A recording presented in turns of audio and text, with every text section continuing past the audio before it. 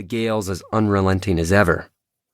All day I waited anxiously for a break in the wind that would enable me to launch my canoe and leave the point I'd camped on. None came.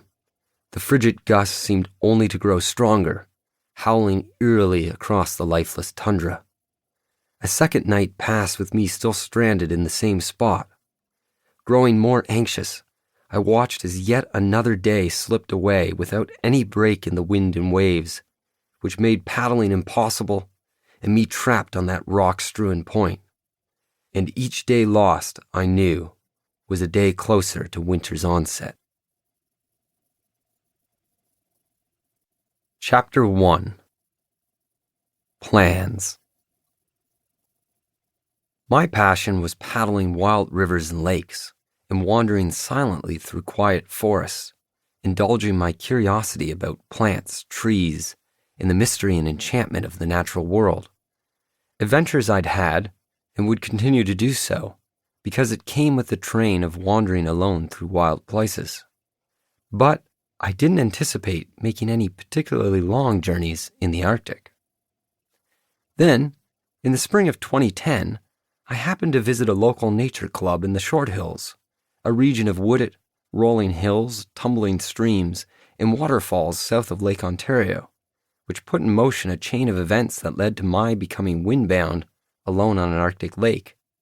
No doubt that's a common occurrence stemming from nature club meetings, and a prudent reason to avoid them. As far as nature clubs went, this one had a youngish membership, the average age being barely more than mid-70s.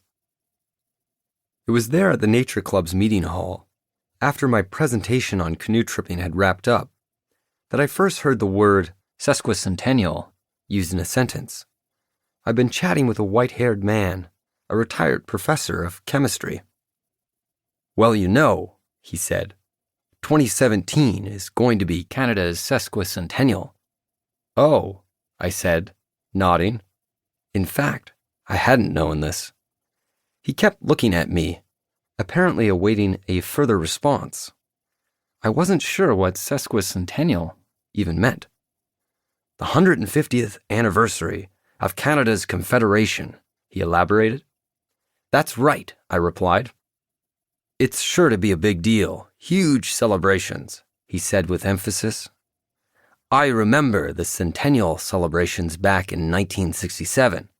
We went to Expo 67 in Montreal for that. Of course, that would have been well before your time."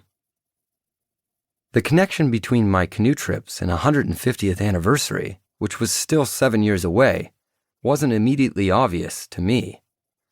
"It'll be a very big occasion," the old man resumed.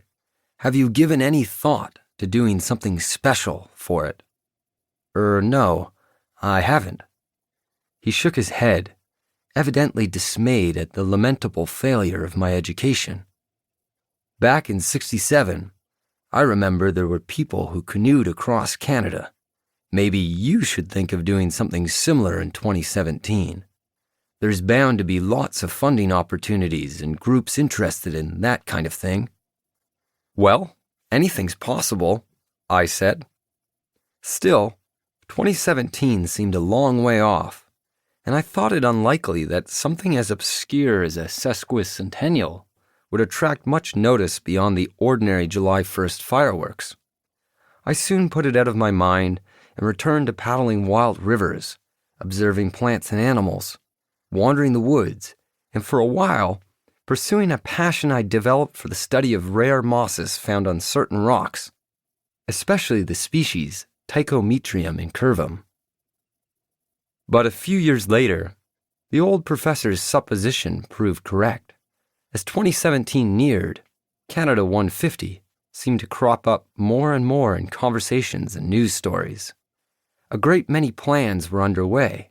There would be public infrastructure projects, free access to national parks, a ship traveling around Canada with 150 passengers chosen from across the country, trees planted in every province and territory, tulips bedded in Ottawa's public gardens, 300,000 of them, a unique species that resembled the country's flag, an actual flag, a massive one, raised to the top of a pole.